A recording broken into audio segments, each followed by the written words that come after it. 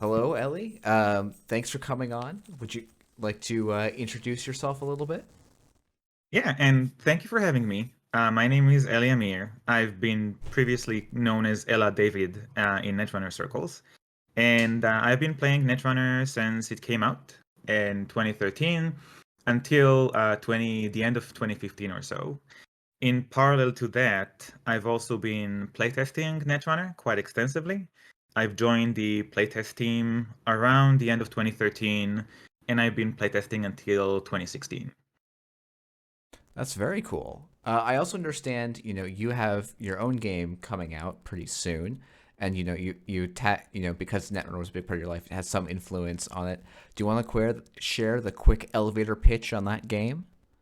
Oh yeah, thank you for asking. And I've been ever since I left Netrunner, I've been having notes and ideas on how to rebuild the game that I would love to play. And now I'm working on Worldbreakers, which is a two-player card game, which is set in alternate 13th century Mongolia. And in Worldbreakers, players are racing to be the first to reach 10 power, which is the points in the game. And the main way to gain power is by playing these location cards and then developing them step by step while defending them from your opponent's attacks. And if that sounds familiar, that is because Netrunner was a significant source of inspiration. Each player has 4 actions. You use these actions for really small things like gaining 1 Mythium, which is the currency of the game, or drawing a card. And it's really about rebuilding the tension and the sequencing from Netrunner. The game is available on Tabletop Simulator, and I would love it if you check out the YouTube video and come visit us on Discord. Yeah, I've done a quick look at the video and some of the content. I'm really excited to get have a chance to dive into it. It looks like a fun kind of tweak on some familiar mechanics, both to Netrunner and to sort of I'm going to call them creature basher card games in ways that I think moves it into a more interesting direction. So, but Yeah. I brought you on here, a little bit to plug, but also because I really, I love hearing about old Netrunner history because I was playing Netrunner in 2014, but I was not in 2015 and 16, but I was not playing it anywhere near a competitive level. So I love kind of doing this, going back in the past and finding out how the meta was shaped the way it was. And so, I reached out to you and you were like immediately like, oh, I'd love to talk about FastroBiotics. And so I guess you want to start with a little bit of history of like how this deck came to be. Yeah, I would love to talk about astrobiologics. And for the boomers out there, there used to be a TV show called Married with Children, which was a satire of these comedies about American family life. And the patriarch of the family, his name was Al Bundy. And one of the tropes of the series is he talked about his legendary high school football game, where he scored 4 touchdowns in one game. So in many ways, Astrobiotics is my 4 touchdowns in one game, a deck that I played for years and greatly enjoyed playing. So briefly, Astrobiotics is a combo deck. It's a fast advanced deck where you're NBN and you are trying to chain AstroScript pilot programs, a 3 advancement cost 2 point agenda that when you score it, it gains a power token, which you can then use to advance another agenda. So once you have one AstroScript scored, you can install another one, advance it, and use that counter to score the next one. So Yeah, you have this this this chain of agendas. yeah. So I was just gonna say, and actually, eventually, this asset or this agenda, Astroscript Pilot Program, was incredibly powerful to the point where it at some point got eroded to be limit one per deck.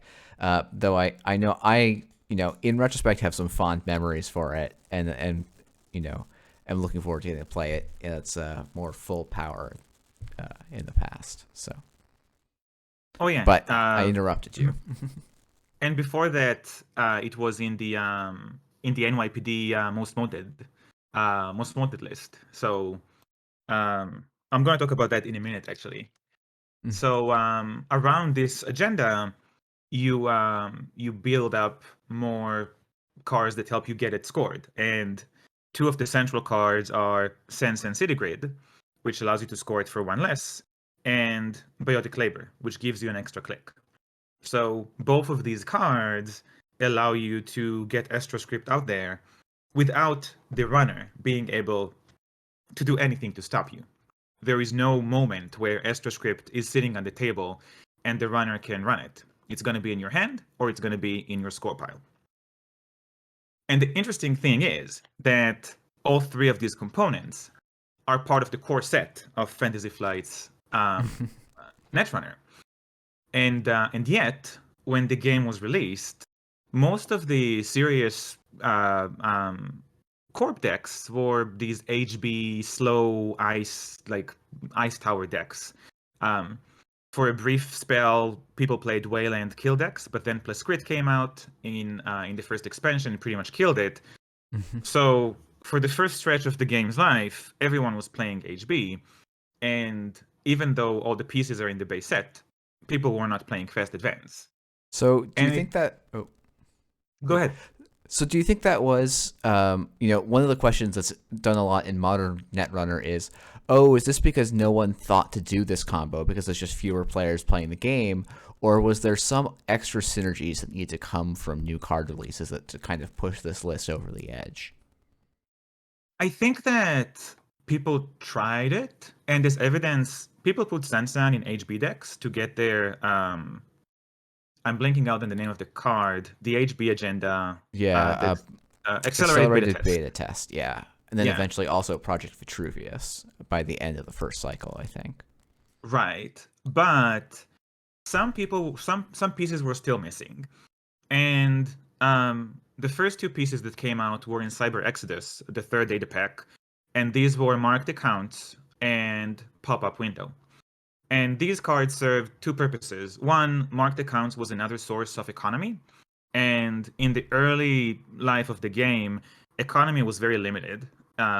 We had Hedge Fund, and we had that derpy, huge asset, Melange Mining Corporation, and Pad Campaign. Right. Yes. But economy options were very limited, and Marked Accounts and Pop-Up Window were both economy cards. Furthermore, Pop-Up Window, if I recall correctly, was the first zero-cost ice in the game. And if you're following Nisei's blog posts, you know why zero-cost ice can be so problematic. And Pop-Up Window in particular was a fantastic zero-cost ice. Is it still in the game, or is it done for? It's still in the game. Ice power creep meant it fell out for a little while, but I think it's starting to make a comeback as the power of ice is reined in again a little bit.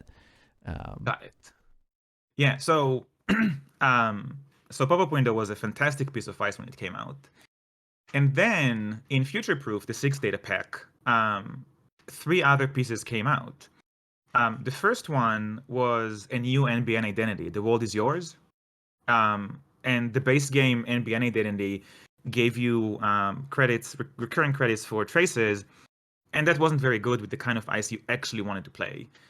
In retrospect, a lot of Fantasy Flight's design of trace was around the NBN identity, which means that it was good, it wasn't great.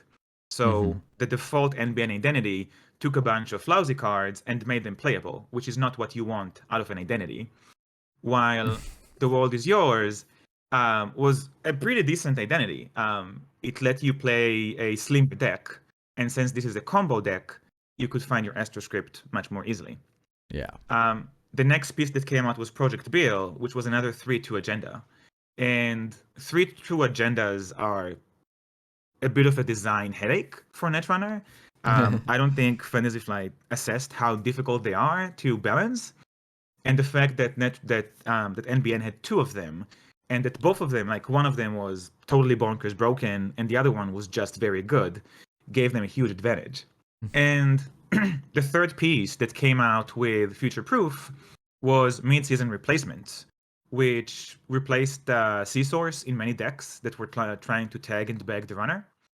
And full disclosure, I am terrible at bluffing, and I will never play a deck that aims to bluff.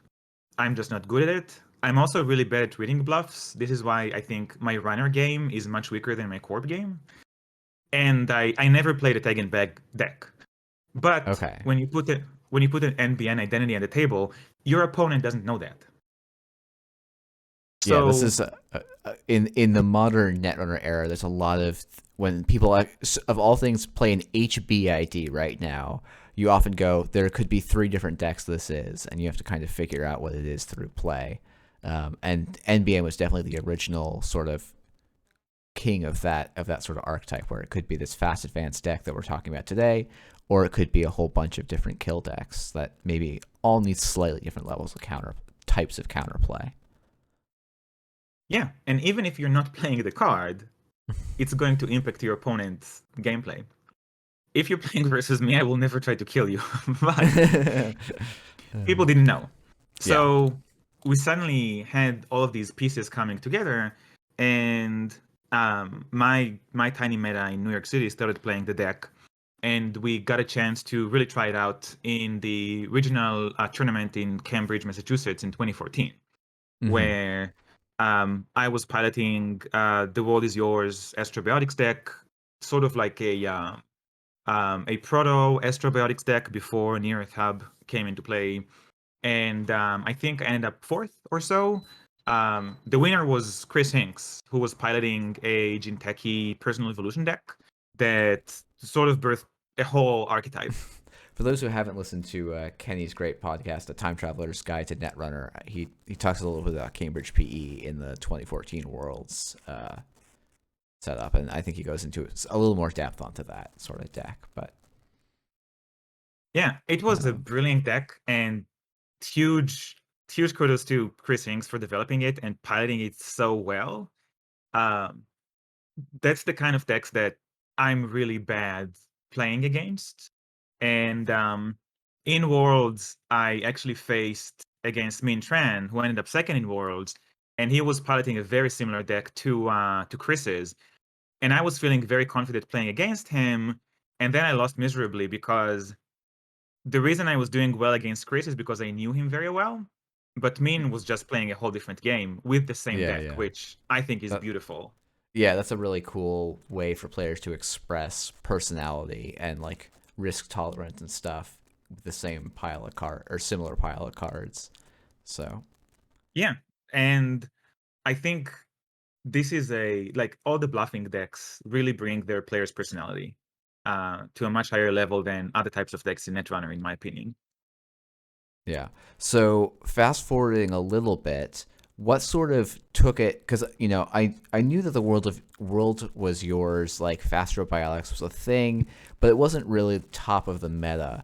How did Near Earth Hub and the whole lunar cycle kind of take it from sort of a thing to being probably the dominant meta force? So Near Earth Hub, is it still around, by the way, as a card? Near Earth Hub is still around. It's Interesting. even in the new player format as one of the IDs that you can pick for NBN. Oh, So that's so cool. Um, so I don't know what's the power level and state of identities in modern Netrunner.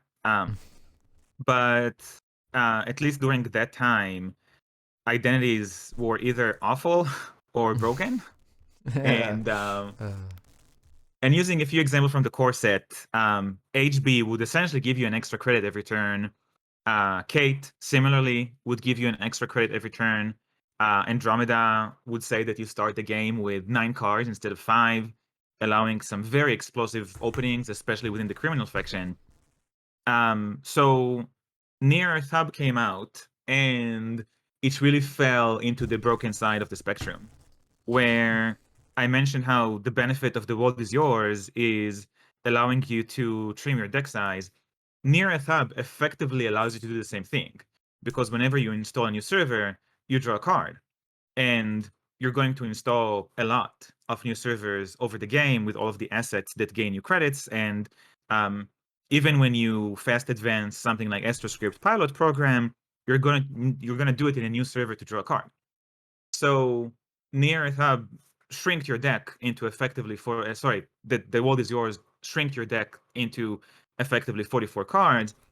Near Earth Hub took it even lower than that. So as a combo deck, you're just gonna pull the cards you need very consistently. now And I've Go got ahead. one quick question for you because it sounds. I don't remember if you were.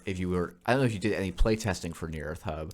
The rumor I heard was they thought that drawing on the corp was a downside, and that's why they gave it 17 influence. Do you have any idea if that's true or?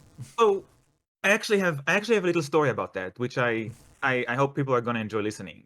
So we were playtesting um, Honor and Profit and Order and Chaos at the same time, which is awkward because there was a whole cycle of data packs between them.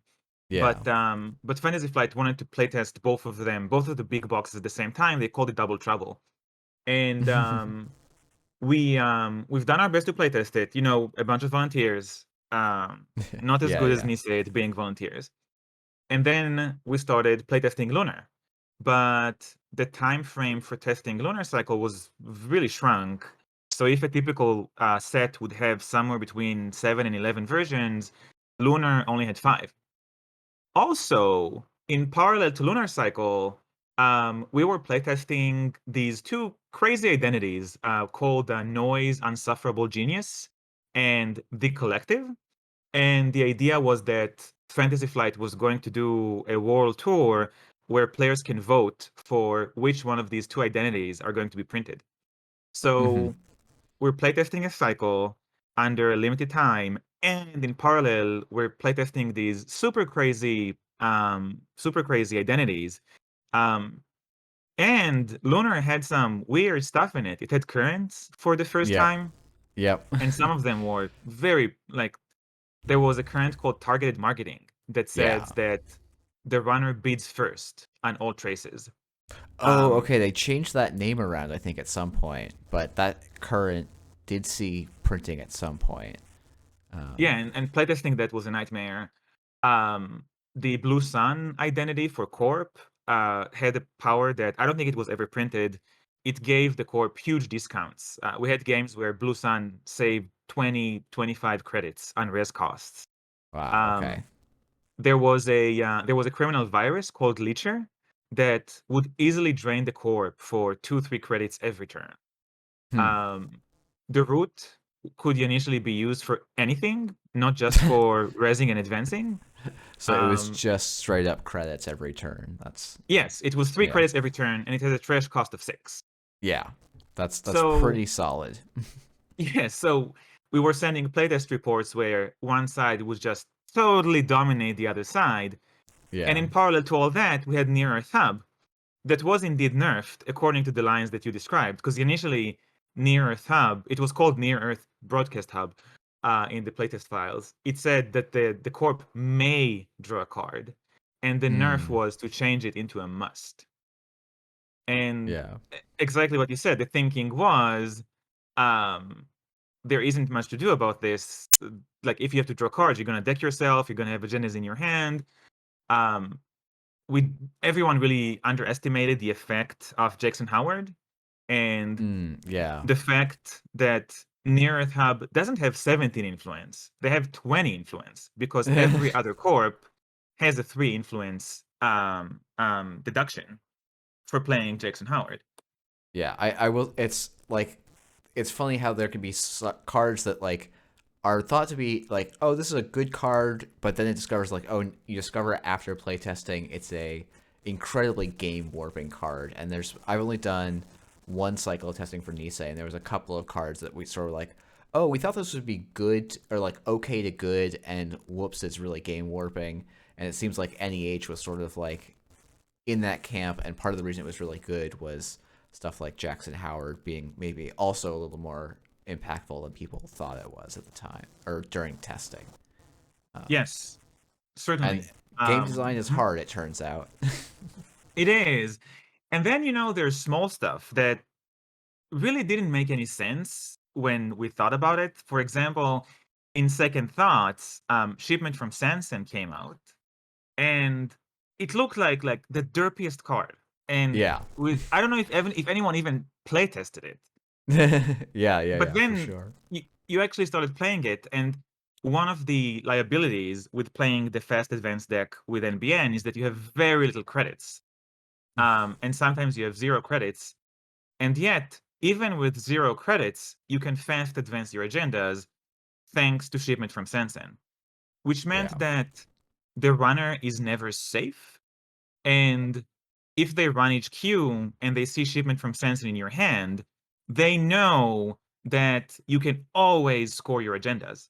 And this was in a meta that was dominated by account siphon, where a prominent runner strategy was to drain the corp to 0 credits. And then the game pretty much ended. It was very sad to see corps in that situation. But NBN could still bail themselves out of it because they had shipment from Sensen, this derpy operation that no one even playtested, and ended up being much more substantial. And I believe I played 3 copies of it in my deck in 2015. Yeah, the one you sent me has 2 copies. Probably with Okay. probably with a fast track. It would be my guess as the replacement for the third one, or maybe it's an extra piece of ice. But Yeah, yeah. that makes sense. And Fast Track is a great example. I think Fast Track is another card that people thought is going to be more of a liability than an advantage. Um, Hmm. because now the runner knows you have an agenda in HQ. Yeah. But what we ignored is like 20 years of magic wisdom that says that tutors are really good. Yeah. And we had games where turn 1 you would fast track for AstroScript and put a piece of ice on HQ. And now, if the runner cannot get in, then typically on the second turn, you would fast advance that AstroScript. And now the runner is under an immense amount of pressure to find the other agendas, because otherwise, as soon as you draw them, you score them, and the train continues. So so Fast Track was another one of these cards that probably didn't get enough attention during playtesting, and in retrospect enabled this kind of strategy. Yeah. Okay. I guess we should probably at some point, as much as I'm enjoying this, start actually playing a game of Netrunner with this list. Is there anything else from this list you feel like you want to particularly highlight? Yes.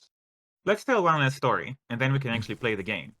Um, so during the World Championship in 2014, the metagame was pretty homogeneous, with about 45% of the top corp deck playing NBN, and a handful of Jinteki and maybe one HB deck. HB really wasn't that good.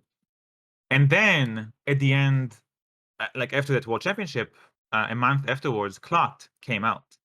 Mm-hmm. And I found it really interesting. In the previous episode, you were talking to Ben Bloom and to Jadang, and they were saying that Clot really opened up diversity for corp decks.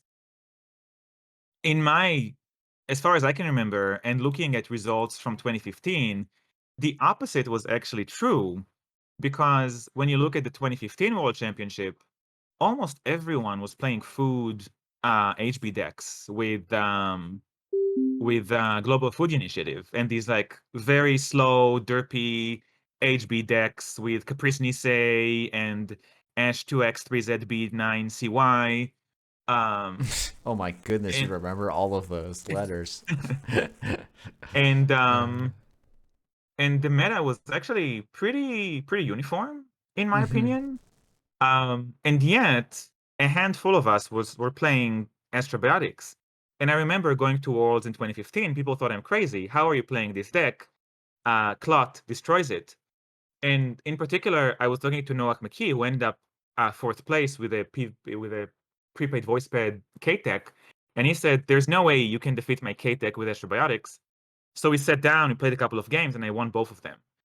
And I think that what a lot of people missed in that particular metagame is team sponsorship, Mm. the HB asset that let you get back cards from archives, and Cyberdeck's Virus Suite, which is an upgrade that allows the corp to purge virus counters without spending an action.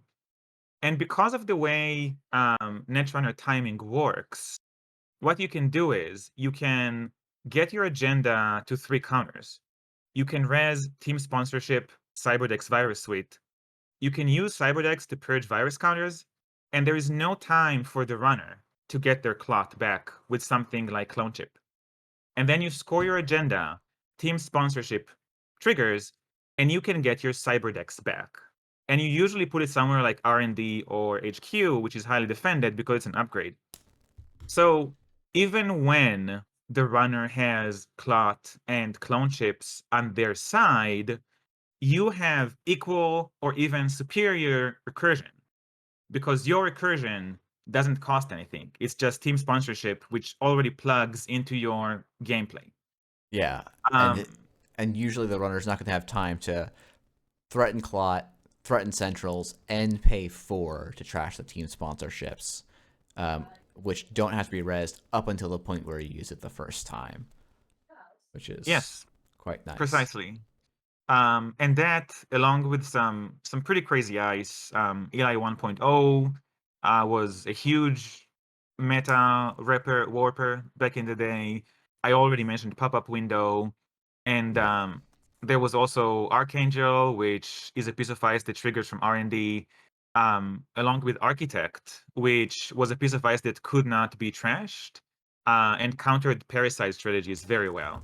Yeah. So the deck was really in a sweet spot that it countered all of the prevalent strategies of the time, where if they account siphon, you still have shipment from Sansan that allows you to score for free.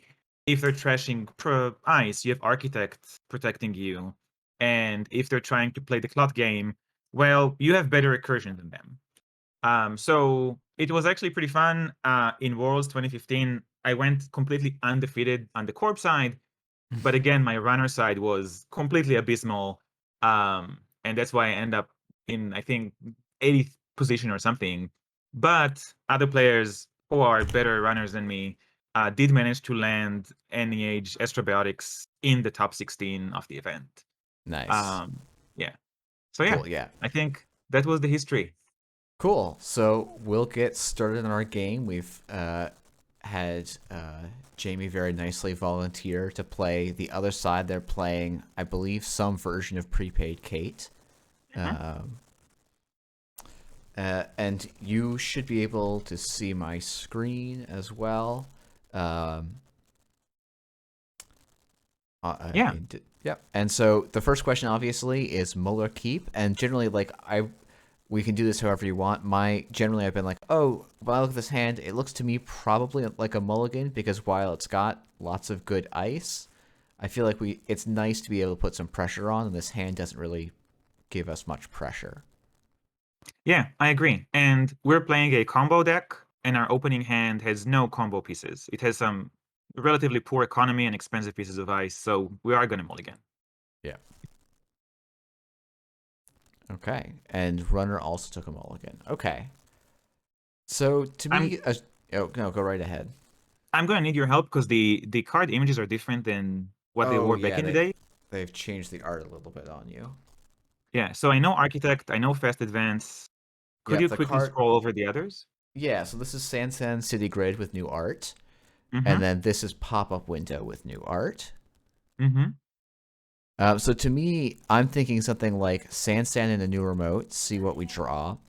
If we draw something really good, or if like potentially with the idea of putting Pop Up on HQ and Architect on R&D, unless we draw something that makes us think there's a better play on in a different line. Yeah, let's start with the Sansan as a new remote. You want to install a new remote at least once a turn. Yeah. Oh, nice. Yeah, I think we want to get that pet campaign out as well to start Yep. ticking. I think that makes sense. And now it's just a question of where we want to put our pop-up window. Mm-hmm. Um, Personally, since HQ is pretty boring right now, and this is a moment of metagaming. In the top tables, you will not see Siphon in Kate decks. Yeah. So I would put the pop-up on R&D and just let Kate do her thing. Yeah. That makes there's one legwork usually as the HQ pressure, maybe sometimes an Escher, but in this matchup, Escher is not particularly relevant. So because HQ has nothing in it, I think it makes some sense to leave it fairly open here. So Yeah, and even if they do have what is that? sorry, this is dirty laundry. Oh, cool. Even if they do have account siphon, we're gonna raise our paid campaign in response, and we have pop-up protecting R&D, so I think we're waging pretty well against that. Yes. Yeah, if we were up against something like Andromeda, which I think was not a huge like win the meta thing at the time, but like was still a deck you had to think about. Mhm. Um, I have to zoom back out a little bit. So I guess you know you can't make this play and you have to ice HQ instead. Um, I'm sort of tempted to just put the second Sand out for another card draw here. Just keep going. Before you do, I just want to mention a quick observation. The runner has a lot of credits right now, which could be Hmm. intimidating.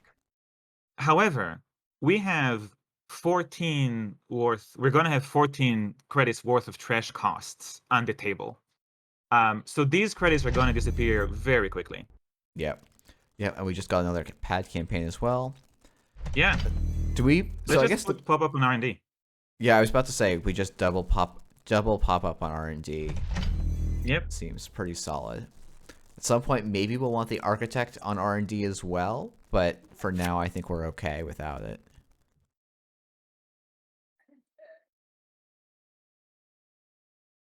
I'm really curious to see whether Jamie is gonna start trashing assets or just let us enjoy this really full board.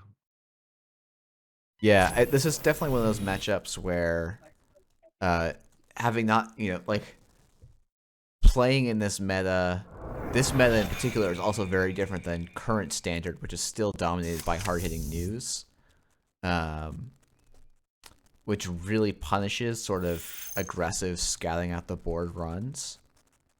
Um, so I'm really tempted here to draw first before we do the sweeps a week, because we will want to do this at some point, but I feel like having an extra card So might be before you nice. draw, um, first I want to point out that now they're down to 8 credits, so the drain Yep. has started. There is the line of opening Architect in a new remote to draw a Okay. card instead of taking an explicit draw action. The risk is that we get an agenda and we can't really defend it well. Because eventually we are going to put something in a defended remote, something like a Yep. team sponsorship. So we could get some click efficiency by doing that. Let's try it. I haven't played in a Yeah. while, so let's see what happens. That's not. I mean, like of all the agendas that I'm okay with leaving in HQ, NAPD is probably one of them. We Let's just put it do in server 5. okay, and then just play. We'll just play the sweeps week right away, Yeah. and that's pretty reasonable. Yes, Jamie could have SMC and potentially get in, but they'll spend a lot to get in, and then they also have to have 4 once they make it in. And if they do, it's still okay because we're, you know, I would we'll love be it ahead on the if board state. they get in and win NAPD. I think our win chances improve significantly. Yeah, and this is also one of the things where when I was talking with J-Dang and Blum, how some of how modern Netrunner has taught us how to play is maybe not as correct for this particular matchup, which is much rushier and a lot more about Kate blitzing through their deck. Yeah, I agree. All right, so we start our turn. What There's is that? definitely. Oh, I was just saying we start our turn. There's a part of me that's like, oh, I'd love to like fast track it for an Astro, install hedge fund, and like install the toll booth on HQ. But I think that's a little too greedy. Um, Let's make them spend some money first. I yeah, say, let's. I do wonder if we're gonna draw a card here during yeah. this turn. Draw seems reasonable to me here. Yeah, let's do it. Oh, that's pretty Oh wow, nice. that is amazing. Um, I do want to advance NAPD Okay. to force them to. Yeah, so we don't play hedge fund. Okay, you're thinking it's like install Jackson and then potentially advance the NAPD. Let's install Jackson. Give us both a card. Oh, and we drew another Jackson. Yeah, and let's advance the NAPD. Okay, This sounds is good. fantastic. Yeah. And if they run the Jackson, we let them trash it because we can recycle it with the other Jackson. Yeah. Yeah. And there's nothing in archives yet that's really super worth recurring. So Oh, we can always recur Sansans. yes, no, we definitely can. But with the other Jackson already in hand, we can wait on it. So. And yeah, the single advance is somewhat threatening here, which is interesting.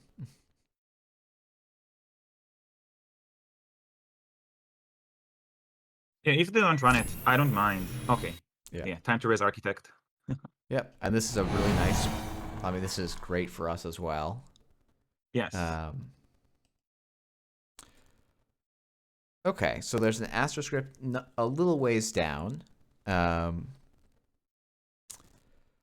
thinking maybe just install Enigma or Wraparound on HQ.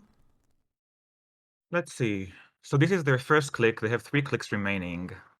Yeah. So the other cards are reshuffled, right? That's the text on. No, they don't get shuffled. They're going to stay in order. Stay in order. Oh my gosh, this is so silly. Okay, Yeah, let's get closer to AstroScript. Let's put the Enigma on HQ. because that gets it closer, and then we can also reinstall the Sand from archives to draw a card.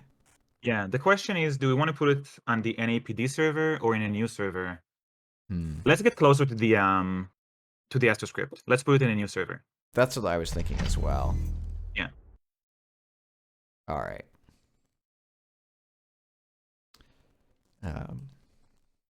Yep, they can steal the NAPD. Yep, that's, yes, you'd love to play games where the runner doesn't steal any agendas, but and it seems like Jamie is deciding that they don't want to take that tempo hit, and they'd rather go and target our economy now that we spent 4 credits resing the art attack.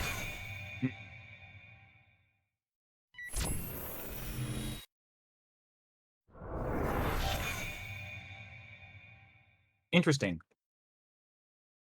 Yeah, it's a very interesting line. I think it depends a lot on what they have in hand as to how good this line ends up being. And I think unfortunately that R&D interface is not going to be great with our double pop-up. Might even be. Yeah, the one thing is that we know that the following card is the AstroScript, and you want to defend that. Yeah.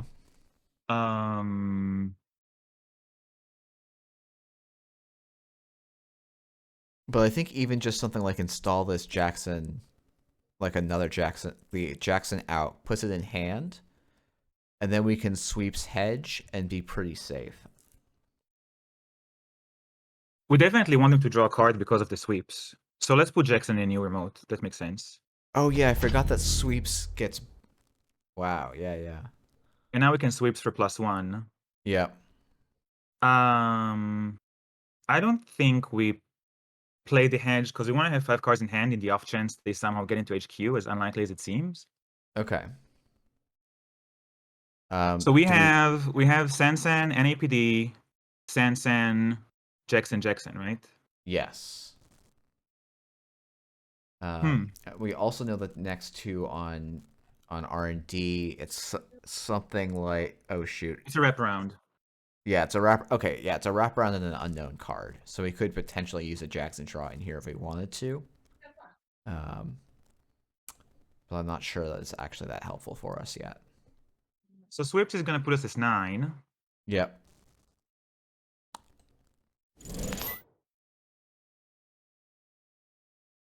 Let's just gain a credit. Okay.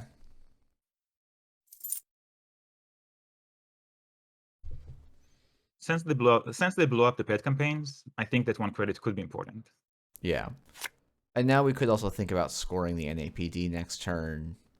So maybe the Astro's probably a little more valuable. Oh yeah, next turn we're scoring the AstroScript unless they drop Clot right now. Yep. Oh yes, give us the money for us. money, and this is really, we know it's a 1-card access. So. Yeah, we do fire the subroutine. Yep.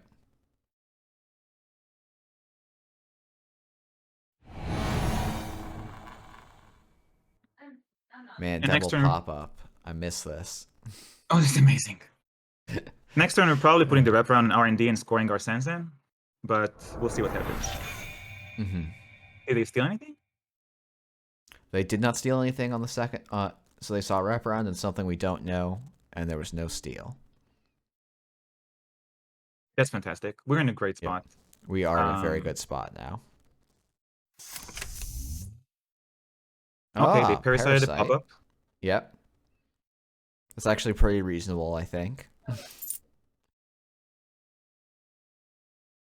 Oh, and they took a credit. Oh my gosh. No, that's so bad. You don't want to do that with Kate. No, definitely. If you can avoid it, you definitely want. So, So your plan was protect the Sansan with like a. We don't need to. They have 2 credits. Okay, just go for. If they trace the Sansan, we're happy. Yeah. Okay, sounds good. Just trace it. Put the Astro script there. Advance, advance. Boom. Yeah. They're gonna see 1 new card from R&D and still give us credit. Yep. They could put down a clone chip, blow up the other pop-up, but then they finish the turn with 0 credits. Yeah. What is that? Oh wow, makers. They Sure. This is I'll say it's a questionable piece of art. But Don't let him access though. Let's think about it for a sec. okay. What's in our archives? So 2 sweeps, 2 pads, and a pop-up. So we know the next card is not an agenda. The question is, do we want to put the sweeps and the pop-up back in the deck just to thin out the agendas a bit? With 2 Jacksons, it seems reasonable to me. Yeah, let's do it. And we want these economy cards. Yep.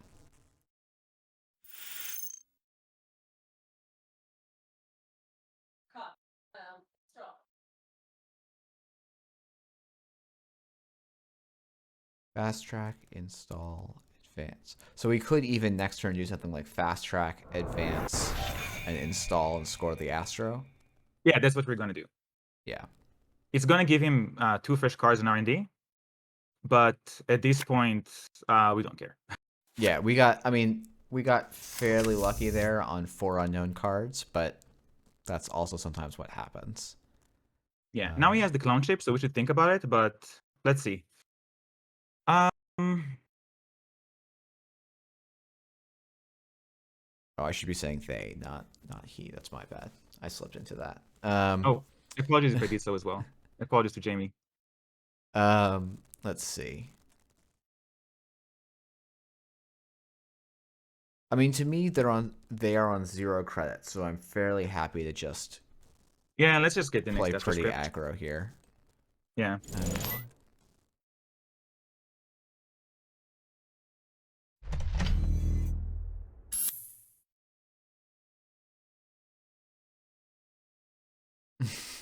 Yes, choo choo, as Jamie says. Good old Astro train. And an outside observer might say, how did Jamie get to this situation? They had 14 credits on the second turn of the game. Yeah. And now they're playing Maker's Eye and not seeing anything and staying on 0 credits instead of building up their economy. They don't have time to build up an economy. Yeah. They have to find the agendas before we do, and they just don't have time to do it. Yeah, not anymore. Yeah, they are going to go into R&D. We shuffled the deck, so they could pull a whole bunch of nice indexing. Yeah, this is a very nice play. Except we have another Jackson Howard. Except so. we do have another Jackson here, which is very unfortunate for Jamie. Yeah. I mean, it's gonna be fast track, pop up, and pad probably. Yeah, that makes sense. Man, this deck is so frustrating to play against. Yeah, you have to play it so carefully as the runner, and even then, you sometimes just get blown out. So yeah, let's pop up Jackson Howard.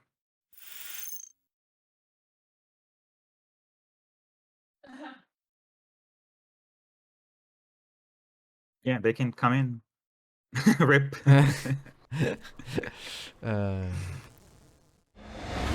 Oh, and they got a Beal still. Nice. Nice. They had so many accesses. They should have had more points by now. They definitely are a little under their probably expected points per accesses here. Is there another pop-up in our hand? That is another pop-up in our hand, so that'll just go on to R&D, I think.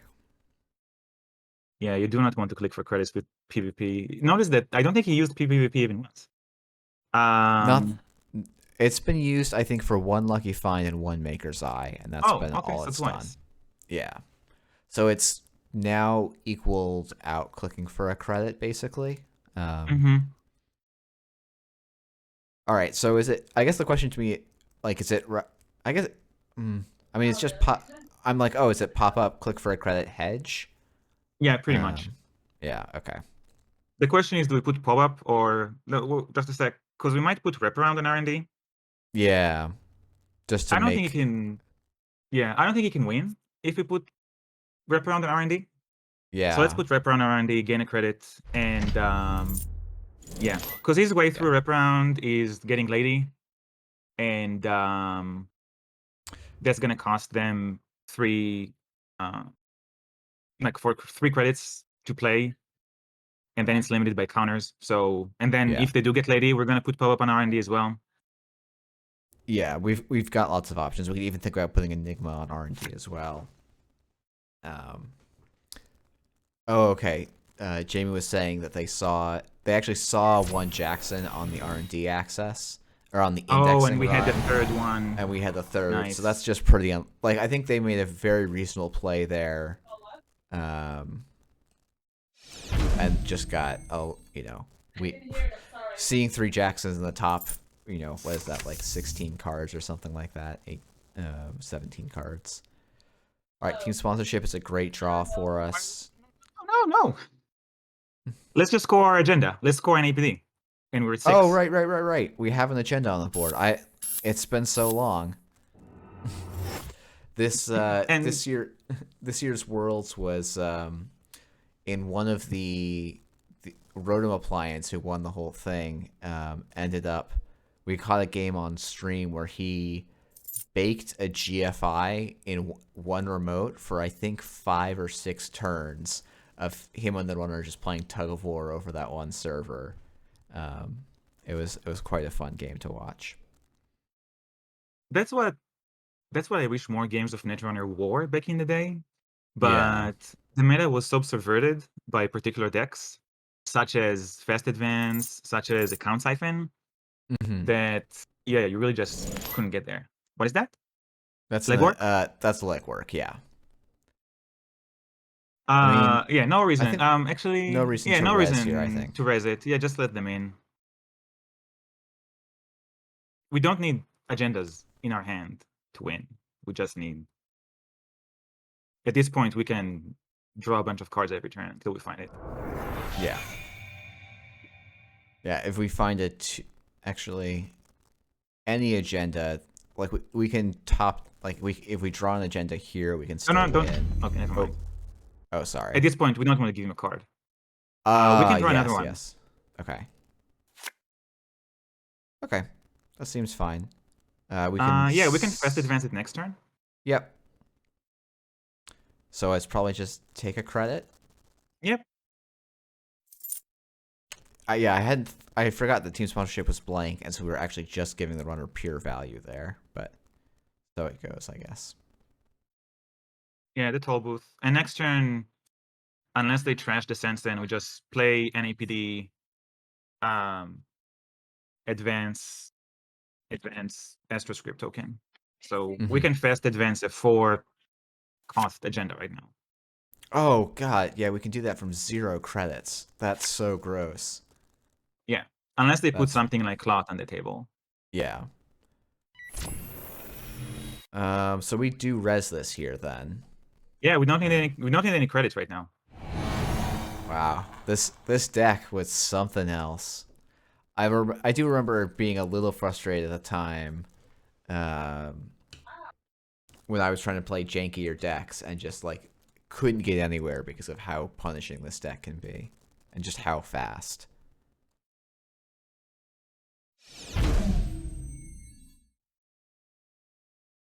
And at the time when I played the deck, I had about an 85% win rate, which was insane Yeah, that's a for crazy any win game. rate with it.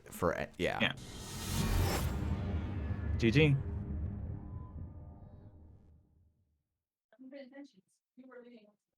Do you want to do one more, or do you want to kind of transition talking a little bit about? I'm sorry, is it World Makers or World Breakers? Worldbreakers. Okay. Yeah, let's do another one. Why not? I think Jamie has a little bit of a brew that they want to do typically, but I could be wrong about that. So That would be awesome. um, I should make this casual, not standard. So it actually lets me select this deck. And while we're setting up, I will say that Jamie is deeply involved with the development of Worldbreakers. Uh, they actually wrote all the rules. They rewrote all of the cards. They greatly simplified many of the mechanics, and they made the game much more elegant and streamlined. So I owe them huge thanks for being involved with Worldbreakers and making the game so much cooler than it was. Oh, That's Apex. great. I don't think Yeah. Apex existed when this deck existed. Yeah, well, you're playing 15 minutes, so I told Jamie that was enough to count Data and Destiny as being legal, and so I think they went with one of their favorite IDs. So D&D came out after 2015 World Championship. I Yes, think it was on sale, but it wasn't available for the tournament. Yes, yeah. So 15 minutes is probably, if we were doing this completely before Data and Destiny, this 15 minutes would just be an extra breaking news. And the list is, I think, otherwise exactly the same. Yeah. Wait, maybe I'm wrong. Maybe D&D did exist. Maybe they released it and said it's ready and people got annoyed. Either way, we're mulliganing. This is not what we want to see. Apex, that's so cool. Yeah. We had the King of Servers tournament, which was a team tournament that was totally fan organized, which is now the standard, of course, but back then it was exciting. And we had a 4-player team, and the rules were that you had to play 4 different factions. For the runner, you could have played the same faction twice. Yeah. But our team was the only one, I think, maybe one of the only ones who played Apex as the 4th faction, and we ended up winning, which was super cool. I think each of us got something like $100 for winning. Whoa. I was playing the Apex. I was always at the bottom of the table, and yet I got a 50-50 record with the decks I was playing, which was pretty cool. Nice. And Chris Inks was number 1. He was playing NBN. He was not playing Fast Advance. He was playing an asset spam deck with all these like derpy assets that no one thought about, and he just slowly bled the runner dry. It was super cool to see. Oh, cool. All right, so to me, this looks like I'm immediately tempted. I kind of want to save the sweeps potentially and do something. Well, probably not against Apex, who's probably never having 5 cards in their hand, but just do like a pad out, maybe even the Jackson out, and probably protect HQ. Are we concerned about account siphon? I mean, there's 25 influence there, right? Like, it because could Architect happen. is not gonna help us. Let's put Pet Campaign out That's and true. see what happens. Yeah, fair enough. Fair enough. Oh, what is that? Eli 1.0. Eli. Huh. I don't know anything about Apex. This is fascinating. Sure, let's put Eli on HQ. Yeah, it's probably a play... little overly safe, but yeah. And it's a question if you want the sweeps or the hedge, because the sweeps might be worth less later, but it's only 1 credit. I think he's gonna empty his hand, so I would go with the sweeps. But that might be overly cautious here. Yeah. I love Apex. I think it's a very, very smart identity. Yeah, it's one of those things where it's like it felt like it needed. It's never quite gotten all the way there, but it's a really clever way. Oof, that's a rough first access on R&D. Like, it's such a cool idea, and it's like, wow, hey, you know what? R&D giveth and R&D taketh. Uh, all right. I'm thinking it's something like install Jackson and use him. Let's install Jackson and see what happens. Yeah. Sure. Wait, if we draw now, we're gonna have to discard. Yeah, or we could draw and like install the architect on R&D. Let's put the architect on R&D and use the hedge fund. Yeah, that seems also that way we can actually afford to do everything. And still play the hedge fund next. Is NAPD still in the game? NAPD has been rotated out. Okay. The fact that the runner has to pay 4 credits for it was awful. Yeah. It was just way too much. It's crazy strong. Though I will say Nisei sort of for some reason printed a 5/3 in NBN that the runner has to pay 5 to steal. And then also pays the court back 5 credits when they score it. Which is a little excessive, at least in my view. So Harbinger is the one that you can trash twice, and what's the Wasteland? Wasteland is the first time each turn you trash one of your installed cards, gain 1. Okay, Jackson Howard, start feeding us. Feed me, Jackson Howard. I was wondering if we wanted to maybe do wraparound first in the new remote, but just do like a What's the card to the right?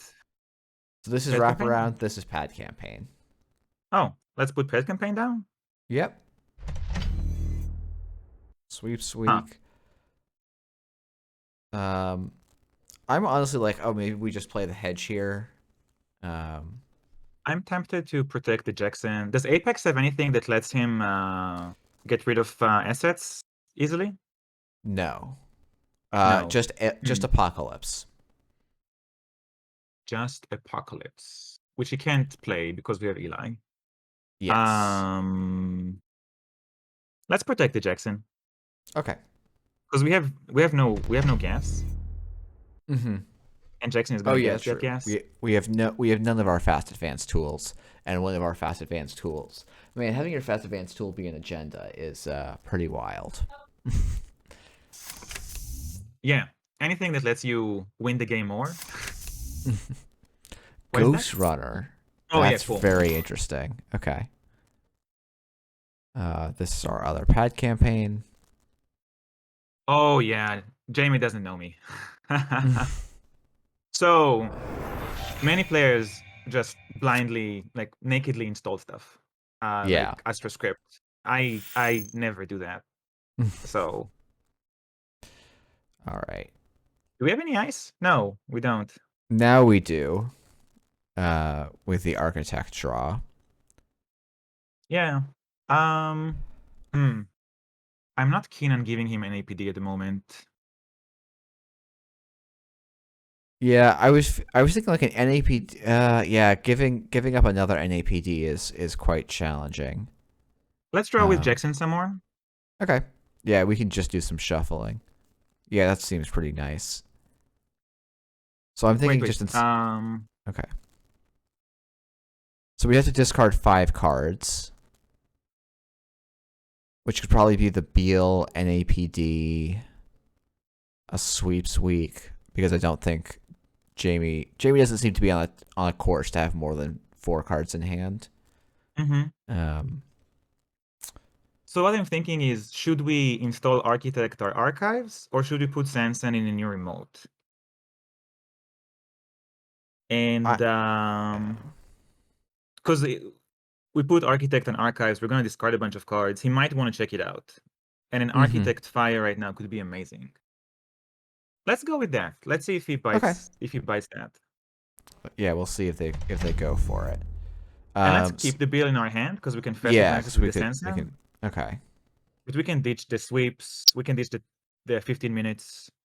And we can ditch one of the shipments. We're good in econ. I don't see him pulling a count siphon out of nowhere. Yeah, they probably won't.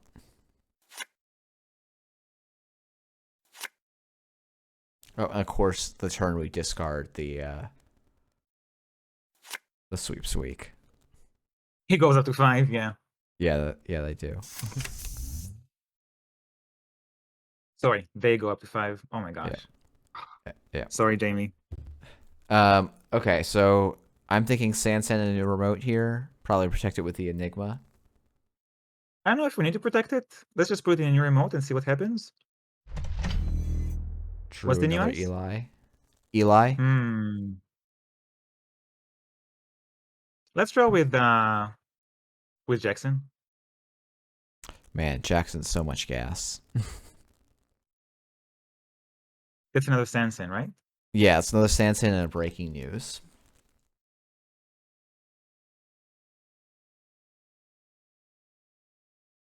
I wonder if he's preparing for Epoch. He's really far from it. So what's defending R&D? Architect, Eli. So let's put another Eli on R&D. Okay. The Eli is on HQs, just to be clear, sorry. Sorry, let's put an Eli on R&D. Thank you. Okay. Discarding Enigma Jackson? That seems... We never discard Jackson. Okay. Let's discard Enigma and the Sansan, I guess. Okay. The shipment from Sansan. Shipment from Sansan makes a little more sense to me there, yeah. Yeah. Okay. Yeah, and it does seem like our pad campaigns are being uncontested at least for a little while here. Yeah, and I don't see him pulling off an Epoch anytime soon, so I see them. I think you had it right that time, but you know, it's impossible to check. All right, so that's kind of a fun little combo. Using all the credits off Ghost Runner which then trashes itself, so then Wasteland triggers. Yeah, that was pretty cute. How are they getting rid of these Harbingers? That's a great question because you can't use Aesops. I think the card they might be using. Actually, I'll just do it this way. I'm guessing it's going to be Chopbot. Oh, does it have a 3000 or something? Chopbot 3000. That would be Order and Chaos, so that should be out. Okay, we'll find out. Yeah, a nice little one influence. All right, so this looks to me like two nice cards here. Yeah, let's put the team sponsorship first. All right. Let's draw with Jackson. All right, Biotic Labor. Just can't find it. Oh, okay, yeah, because you're really trying to get the Astro script before trying to do anything with the Beal. That makes some sense. Eventually, like next turn, let's put the Sansan down, and next turn we're gonna do the Beal. Okay. Because we just have no other choice. Mm-hmm. And probably the hedge fund at this point can go. I feel confident doing that. Yes. And then the Enigma. And the Enigma, sure. Yeah. Yep. It's a little awkward. Our hand is mostly trashable / stealable, but we do have an Eli protecting HQ, which seems pretty safe to this board state. And next turn we're just gonna get the Beal out. So yeah.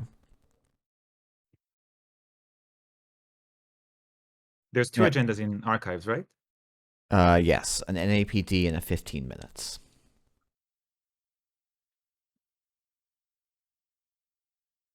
Man, Yellow was really good, and then they released Data and Destiny. It became even better. So what does that card do? That's Endless Hunger, which breaks End the Run subroutines. So our Eli on HQ does look a little silly now. Wait, could I see it? Yeah. So it's trash an installed card, break End the Run subroutine. Nice. So Jamie can trash their Harbingers, gain credits, and break the Eli. Yeah, let's res it. I'm fine. Yeah, I think it's still worth resing. But yeah, they could just win here. They certainly could. Awesome. Yeah. You know, but maybe that was our mistake. Maybe we should just have played Apex. Back in the day. Yeah, everyone should have just been on Apex. It helps a lot to steal 2 agendas off the top of R&D turn 1.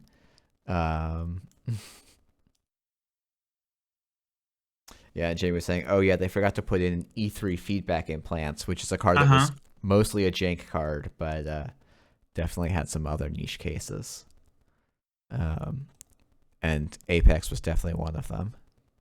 Okay, let's see if they get All it. right, so they Very hit clever. Biotic Labor, which also has new art. And a clone chip has come Oh, they gave us out. an out.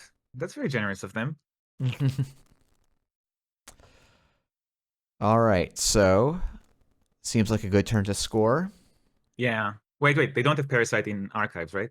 There's no Parasite in Clot archives. in archives. Or Clot, Yep. yes. Let's score.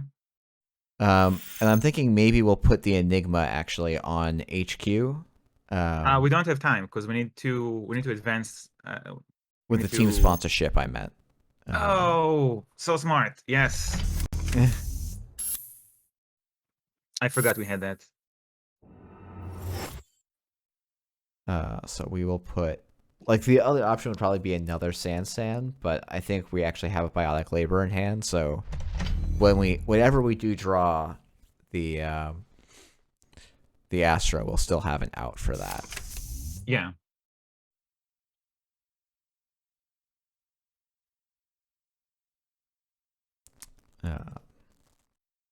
The fact that they can't touch the pads. Yeah. Yeah, eventually, later, Apex got a card that was every time. Oh, here's the bot. Every time. There's the chop bot. It's a little late, but it'll be there. That was the first time each turn they trash any card, so Corp or their own, they get to draw one card, and that was a nice little boost. But at that point, the game had kind of scaled, the asset economy of the game had scaled in such a way that Apex was just completely unviable in many senses. Yeah, the neutral runners had an issue with economy. Yeah. So Though Adam actually did R&D. very well Oh, go in ahead. Worlds this year. Oh no. So Adam, R&D is fairly safe here. he can get in. They can get in if they want to. Yes, What else but do we have in our hand? We have a pop-up. yes. I'm The other happy to part. put it in R&D. Okay. Yeah, that's wait. a very conservative play, but probably a pretty fine one. So what does Steam sponsorship allow us to install from HQ or just Or from archives and ignore all costs. Oh yeah, so let's score that 15 minutes, yeah. That breaking news. Or breaking news, yes. And then we can just reinstall a San. Or we can let's put the pop-up on R&D just to be Okay. safe. Sure.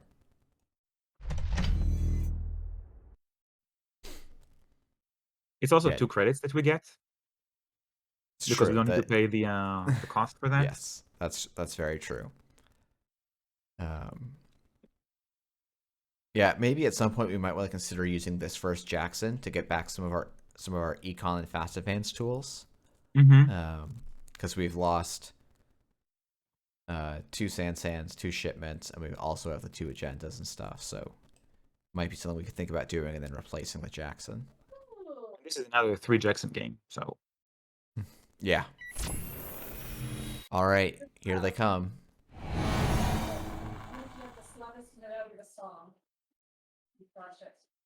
Wow, an S. Look at you.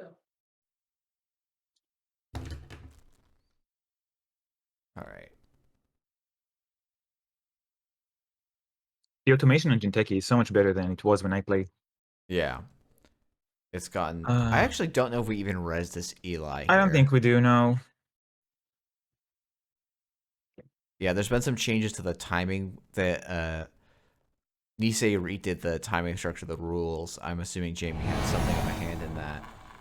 And it's quite clever in that it simplifies the run a little bit, but leaves almost everything in place, which is pretty nice. Okay, so we're firing an Architect. Top of our R&D is Archangel, followed by Wraparound, then Beal, Pop-Up. What's the text on the second subroutine for Architect? We are paying for this, right? So the first one we get to pay. Ignoring we all don't costs. have to pay. So we can install the pop-up on R&D if we want to. to. Yeah, certainly. That's what's going to happen here. And then we'll just install a sand out wide, I think. Wait. No, we don't want to draw the arc. Do we want to draw the Archangel? Oh, no, we How much don't. does Harbinger cost? Endless Hunger. All Endless Hunger costs 0. But what we could do is put the sand on the Jackson Howard. And that way we don't draw. Yeah, we don't want to draw. We want to trigger Archangel, I think. Okay. It does cost 3 to trigger. It's okay. Our 3 credits are worth less than Jamie's 2 credits. Yeah, As we bounce one of the Wastelands. that's true.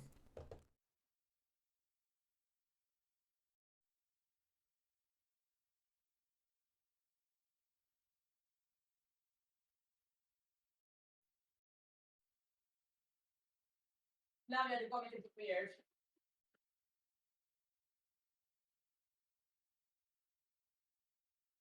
All right, so we'll bounce a Wasteland.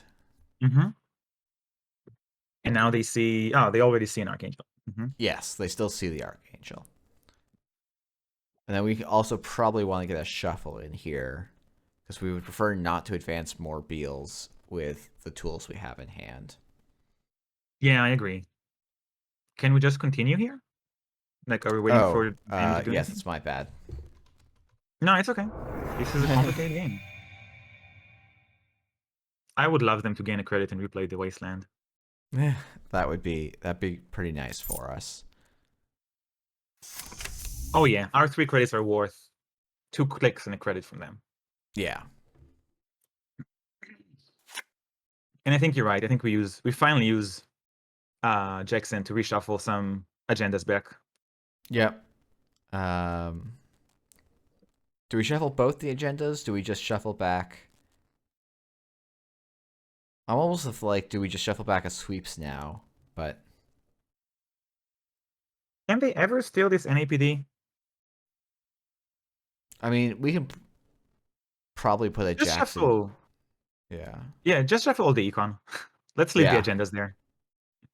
Are you thinking of the sand shipment from Sands before the hedge funds? That's sort of my assumption here, but Let's get the second sweeps. oh, is there 2 sweeps in there? Yes, there are. Okay. Yeah, and I think the shipment makes sense. Okay. Sounds good. Okay, so I'm thinking just install a Jackson out and a new remote. So, what's defending HQ? Enigma is the other card. Okay, so they can go in pretty easily. Yeah. And that's a toll booth in our hand. Yes, which they'll still get. Well, actually, I guess they can't get through easily, but we also can't res really easily either.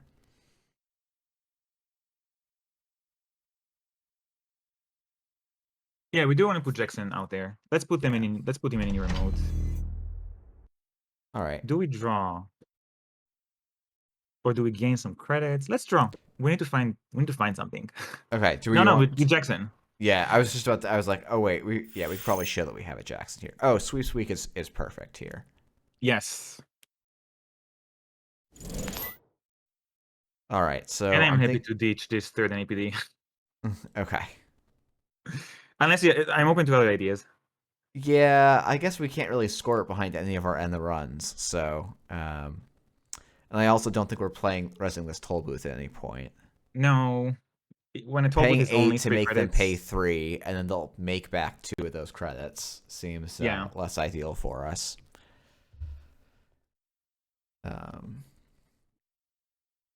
Well, I'm glad we actually got to see. Our start was bad enough that we get to see this Apex engine set up. That's kind of a fun interaction. I'm just wondering, what do they do now? I'm not sure. And like this much engine building suggests to me that there's never going to be an APOC. And even if there is an APOC, we keep 2 of our architects. Yes. Architects are not destroyed by APOC. So yeah, it's a huge deal.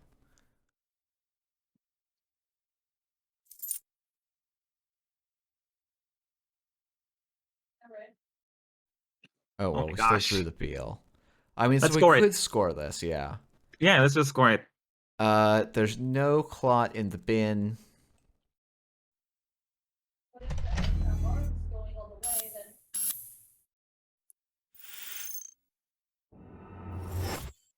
All right. you have to see it going. Versus two, Let's see. why is that different? I mean, I'm just going to install another Sansan, I think. Why is this doesn't include? Yeah, that makes Oh, sense. We don't yeah. have much else to do. And if we have to overdraw a little bit, that's okay. I'll probably discard the Get all the Cyberdex, I think. I think you can safely discard the second team sponsorship. Oh, yeah, because that card's blank now. Yeah. Oh, Ooh, what does that traffic do? accident.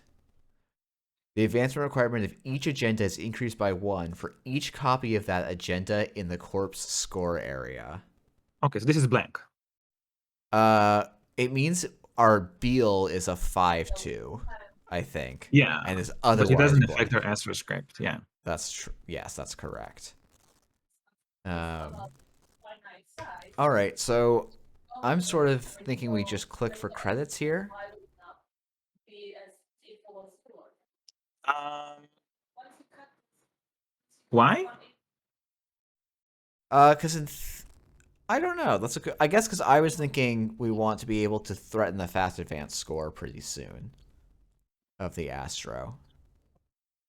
And Biotic Labor or Sansan both do require some modicum of credits.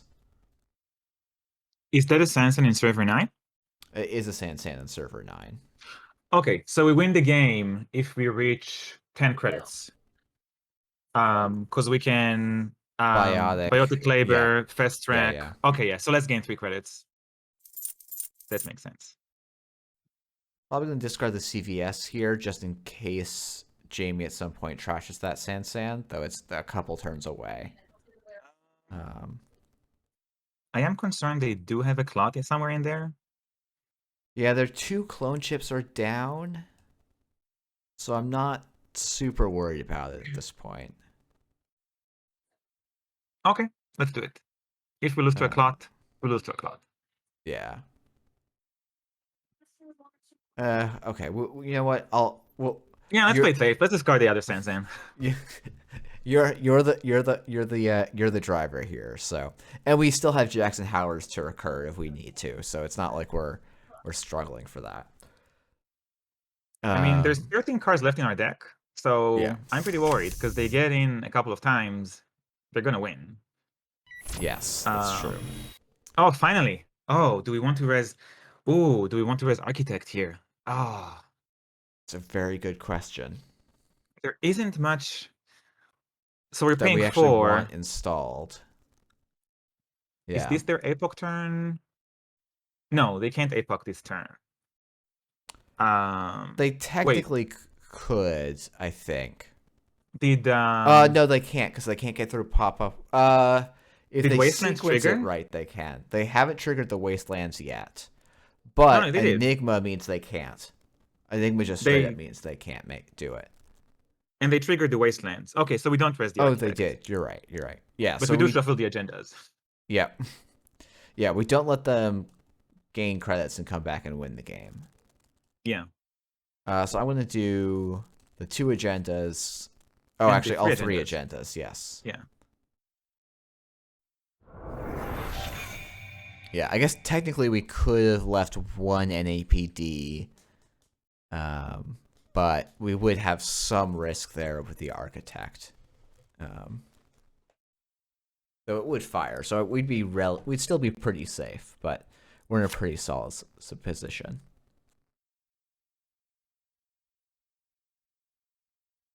The downside is that we shuffled some junk into the deck. Yes. Oh, what's that? That is Heartbeat, which is trash and install card, prevent 1 damage. Okay, it's irrelevant against us. Yes. Oh, Sweeps is very nice here.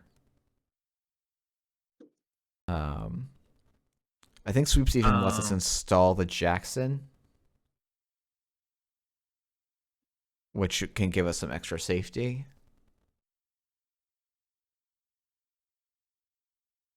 We just need to survive one more turn and we win, right? Yeah, so I guess the other option is we don't bother. Or we do something like sweeps, put the Jackson in server 2 so we don't draw any cards.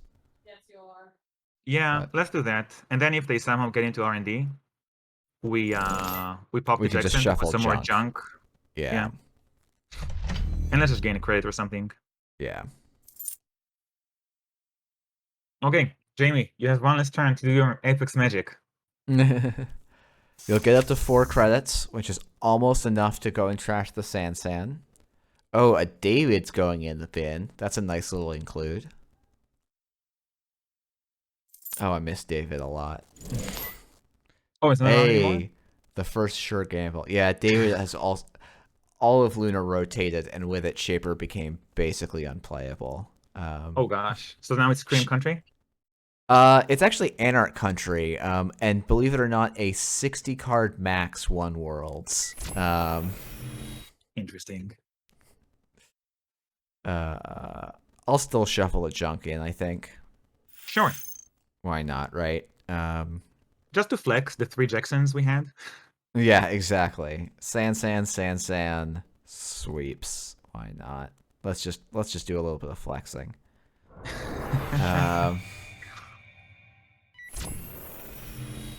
Okay, they are going Also, for because it. I did thought about trashing. Yeah, if they do trash the San, I was like, let's not, and say we did. Oh dear. So in this case, Let's see. 1, 2, 3, 4, 5, 6, 7, 8, 9, 10. They're probably on 3 of those, so that would take them up to. Technically, there could be Claw in here still. So. yeah, that's Architect on the remote, right? It's wraparound. Oh, it's wraparound. It's unfortunately. meaningless. So, Okay. yeah, it's in fact disadvantageous for us to res, basically. Do we draw or do we install the CyberX Virus Suite to draw? I guess is my question here. Sure, let's install it. Why not? Hopefully they're gonna check it. Yeah. Oh, beautiful. Okay. So now we just have to hope that HQ holds for a turn. And it probably will. So if we draw another card and then put NAPD In archives. in server 2, is there a way for them to get to 7 points? Because getting into R&D,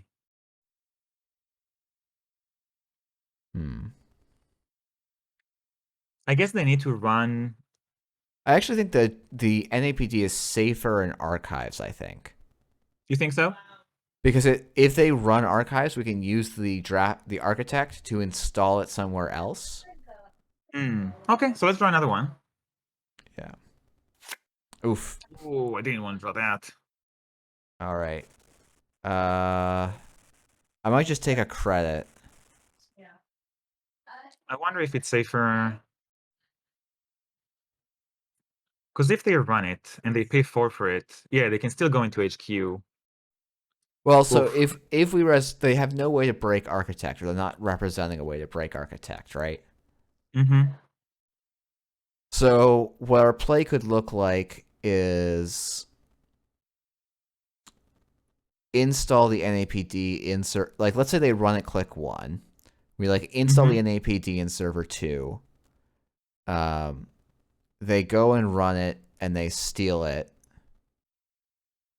Then they have to do the 2 and 5 on HQ on their very next click. Yeah, that makes sense. Okay, let's gain a credit. So They could just run HQ twice and win, but they could. we'll see. We're finally seeing the Astro scripts, and it's in the worst possible turn. Yeah.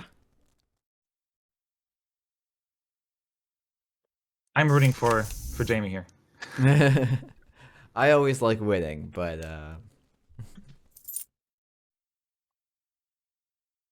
well, that click for a credit is very promising for us, and this does look like a San, so they do kind of need to go after it. Yeah. I'm a little surprised they didn't shop bot at any point in here. I'm not sure if they forgot or... Okay, they definitely don't have plot. Okay, I think we got it. Yep. Let's res Enigma, though. Yes, because this way we guarantee it, because they can't break the lose a click subroutine here. Yep. So they can only access one of our 2 Astros. um,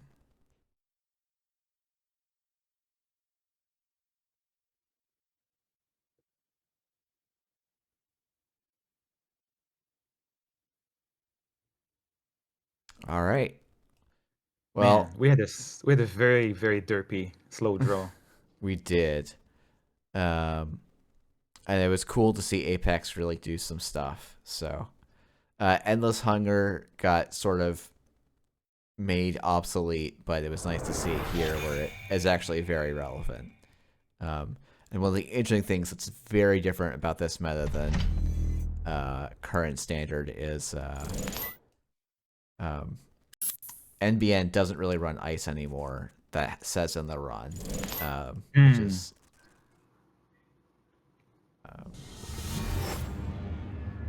This was awesome. Amazing yeah, work, this was Jamie. good.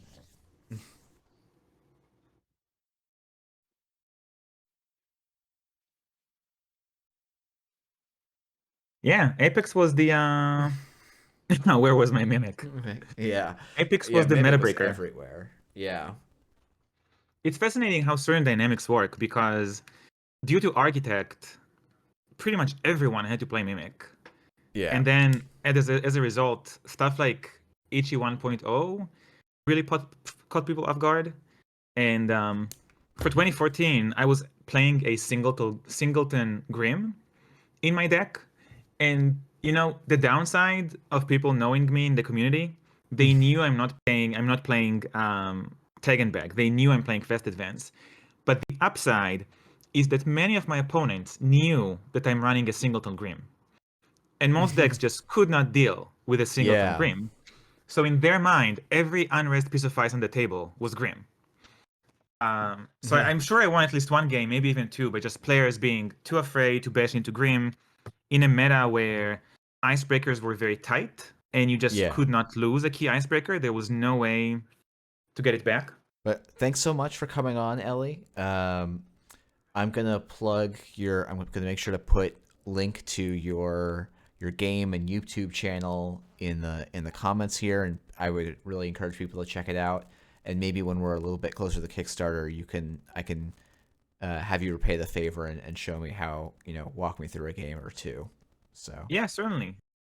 we've been recording for a while, but if you have a little more time, I should do the obvious segue, which I guess is sort of, what do you think in Worldbreaker? Like, what's the stuff you think you took from Netrunner and you think helped make Worldbreakers a kind of better game and concept?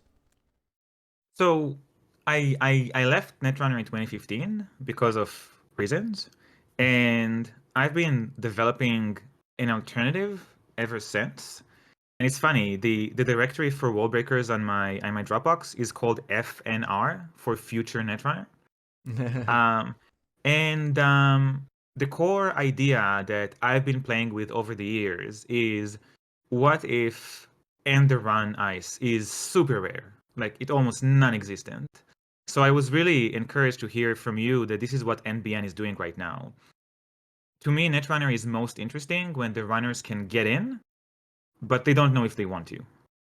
And the corp can lure them in, but the corp doesn't know if now is the opportune time. So I've been toying with that for a while, and came up with, I had a set with about 120 cards. I did some minor playtesting with it. It had some interesting ideas. And then I really tried to focus on the core of Netrunner. And for me, the core of Netrunner is the tension around putting down high risk, high reward cards, namely agendas, and trying to mature with them while your opponent can stop you. And just to be 100% clear, there are many other aspects to Netrunner other than this. Yeah. I'm just saying that this is the aspect that I enjoy the most. Yeah, for sure. Yeah. As a player who doesn't enjoy bluffing and on either side of the table, that is what I like. I really like the wayland agendas that come into play face up and give you profit as you advance them, and the runner knows they're there. It's just a question, are they going to do something about it? So the main design decision for Worldbreakers was you're going to have these location cards that you put on the table, and you can slowly develop them to gain bonuses. And the chief bonus you can get is power, which is how you win the game. Mm-hmm. Yeah, so sort of the agenda points, but you can get them in a few more different ways, it sort of seems like. Yes. And then my next question was, in my opinion, and again, this is totally my opinion. I'm sure every Netrunner player has their own opinion. Mm-hmm. What were the factors that stopped Netrunner from getting a wider appeal? What were the factors that stopped Netrunner from becoming as popular as Magic the Gathering back in the day? And in my mind, there were three factors. The first one, the fact that the game is asymmetric, doubles the rules burden that a player needs to learn. Mm-hmm. And not just the plain rules of the game, but the different strategies. So that's one of them. The second part, in my mind, is that the game includes hidden information, and that hidden information is highly variable. So every card game has hidden information because you have your hand. But in Netrunner, the hidden information continues as you play card. And in original Netrunner, the runner had hidden cards they could play, which added another facet. And I think for many players, that is intimidating, and it reinforces analysis paralysis as the game state becomes more complex. And the third issue that I found, in my opinion, is that Netrunner has an incredibly complex timing structure. And I think that Jamie and others in Nisei has done a phenomenal job simplifying it. And yet, it is very, very complicated to play Netrunner correctly. Yes. Yeah, no. It's like there's about 20 timing windows or something in a single turn if there's at least one run in that turn. And it's just like that's probably too many. If they were to redesign from scratch, you would probably try and pare that down immensely. Yes, exactly. So, because And now, I think those are all all big parts of why Netrunner can struggle. So, and to clarify, all of these three reasons are why Netrunner is a brilliant game, because Netrunner is a genius game. I think it's better than Magic by orders of magnitude, but it cannot gain wide appeal because of these three reasons. So mechanically, Worldbreakers was born in an attempt to strip down these three reasons while keeping the tension that I find interesting in the game.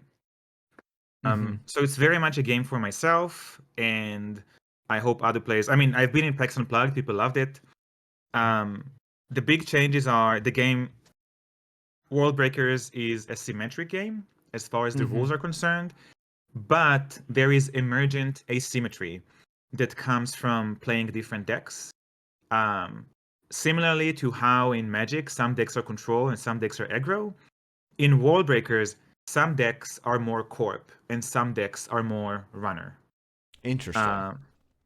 So there's a spectrum where you can play a deck with agendas and with ice-like creatures, while your opponent plays decks with icebreaker-like creatures. So that's part of it. The second part is that there's no hidden information. It was a while before I could actually let go of that, because the hidden information in Netrunner is really, really smart. But there's no hidden information except for cards in hand. And the third part actually came to be after I listened to Board Game Design Lab with Richard Garfield. They interviewed Richard Garfield a few months ago, and one of the things that they asked him is, how would you design Magic if you knew about digital clients coming a decade afterwards? And one of the things Dr. Garfield said was, I would reduce all the timing windows. There would be no timing windows. Mm-hmm. So Worldbreakers, there are no timing windows. There is your action and there's the opponent action. Unlike Netrunner, action alternates every click, but when you have your action, your opponent can't do anything.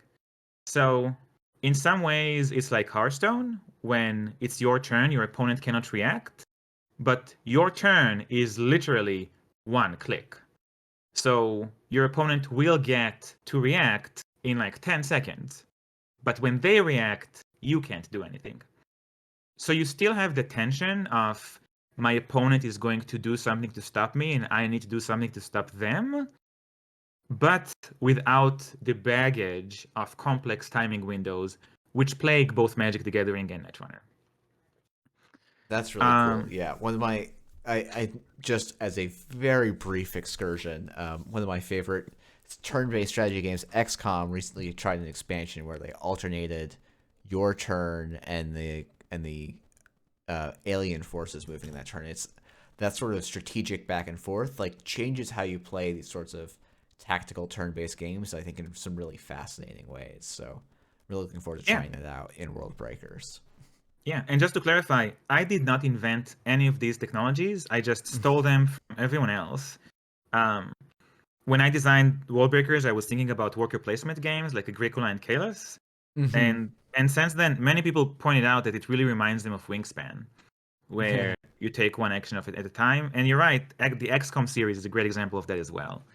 So I would say that I took my favorite things in Netrunner and brought them into the game. And then I took the flaws / features of Netrunner, which in my mind prevented it from getting more wide appeal. Mm-hmm. And that's how I ended up with the mechanics for Worldbreakers. Well, very cool. Yeah. And thank you for the stage to talk about all this. I appreciate it. Yeah, I'm. It's great to see Netrunner people still doing stuff. It's great to have people on to talk about, especially when they've got so much knowledge and are so willing to spend time and share for it. So thank you so much, and thank you to Jamie as well for giving us some of their time as well to play some games. And yeah, what are the key dates for Worldbreakers? Just one note about what you said about Netrunner players. Netrunner players are really smart. I met some of the smartest gamers ever playing Netrunner, and I think that the community came up with some really cool things. Nisei, of course, is an easy example, but Slay the Spire is a groundbreaking deck builder / I forgot the name of the genre, like dungeon Roguelike. explorer. Yeah. Yes, roguelike, that really created its own genre, and that came from Netrunner players as well. So I think that people from the Netrunner community are just very smart and talented, and I was very proud to be part of the community back in the day. Key dates for Worldbreakers. 1, you can play the game right now. Just come to Tabletop Simulator. We have a Discord channel. You can come play the game as we speak. Worldbreakers has 3 game modes. There's tutorial decks, there's constructed, and there's draft. So whichever format you like, you can find in the game. Please come, please join. We're building the community, and March 1st is going to be the Kickstarter date. Great. Fantastic. Well, thanks so much for your time, Ellie, and have a good night. Same to you. Have a wonderful night. All right.